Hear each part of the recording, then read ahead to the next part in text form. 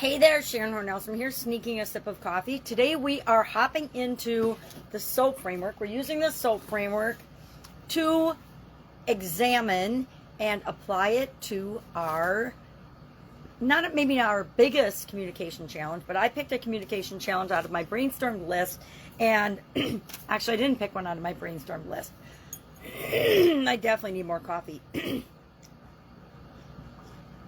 I always like to say I don't have allergies, but I totally have allergies. Every morning, same thing. So, today, day 220 of our annual challenge, our Get Your Goals annual challenge. We're doing one thing every day to get what we want.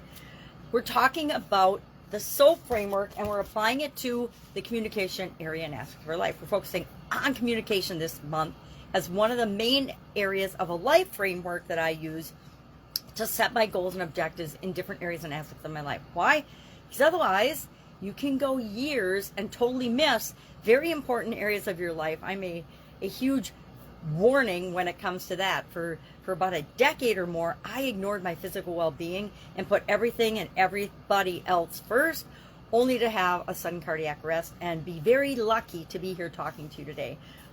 Happened to go down in a place where somebody knew CPR, and so I didn't die, which is very lucky. And I didn't have, brain damage and other things that can happen when you don't have oxygen going to your brain. So today we're talking about different communication challenges. Now, partially as a result of that, but not really as a result of that, I am legally blind. I don't know. I try not to let a lot of people know that I don't act as if I'm legally blind in my day-to-day life. At least I try not to. I mean, one of these days I'm going to have the white cane to be with the red tip and walking around, but not there yet. And as long as I'm not, I do what I can do with what I've got. But one of the challenges, and I didn't even have this on my brainstormed list of I think I had 12 on my list, and I came up with this one this morning because it actually came up this morning. But it is texting and the the simultaneous communication with other people.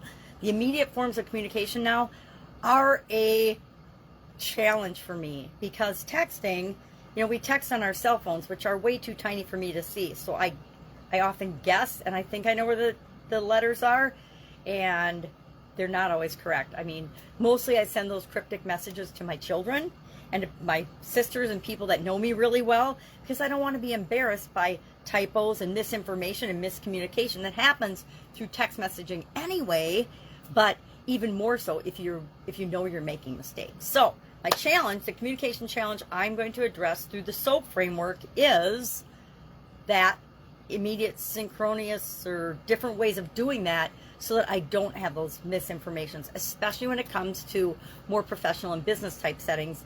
My personal life, if I fix it in there, I'll fix it in my personal life and those communications as well. So today, the S in the SOAP framework stands for story or situation. And we want to identify two stories. The story that we are currently in, living and telling ourselves, and then the desired story. What do we want? And I call it going from C to D, going from our current story to our desired story.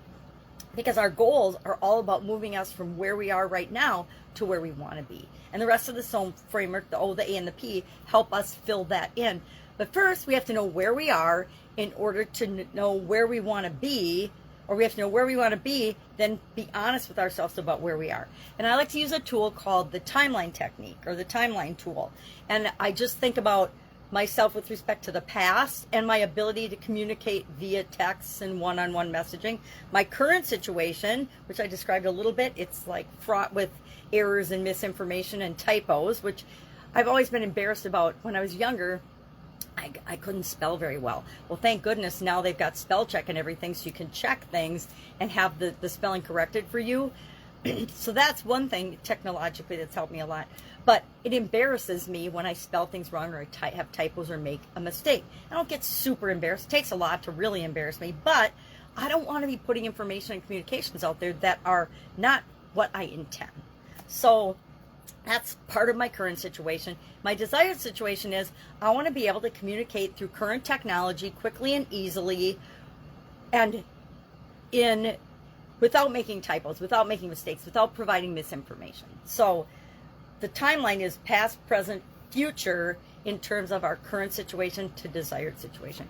And by looking at that, it helps me to identify the details that are important as I'm identifying my current to my desired situation. Because when I know where I am versus where I want to be, it forms some positive tension, because I know that I need to change what I'm doing right now in order to get what I want in the future.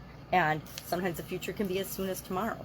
So our action item today is to think about your current story for the area of communication that you're soaping and improving versus your desired story. Where are you right now and where do you want to be? That's all we have to do today, is what story are you telling yourself? What's the situation? And then tomorrow we will start identifying possibilities of improving and filling that gap. All right, any questions, hit me up. Of course, there's a write-up in Guide 17 of the Get Up and Go private challenge Facebook group. And in 16, again, is this video. That's it. If you have any questions, ask. Otherwise, I will, of course, be with you tomorrow.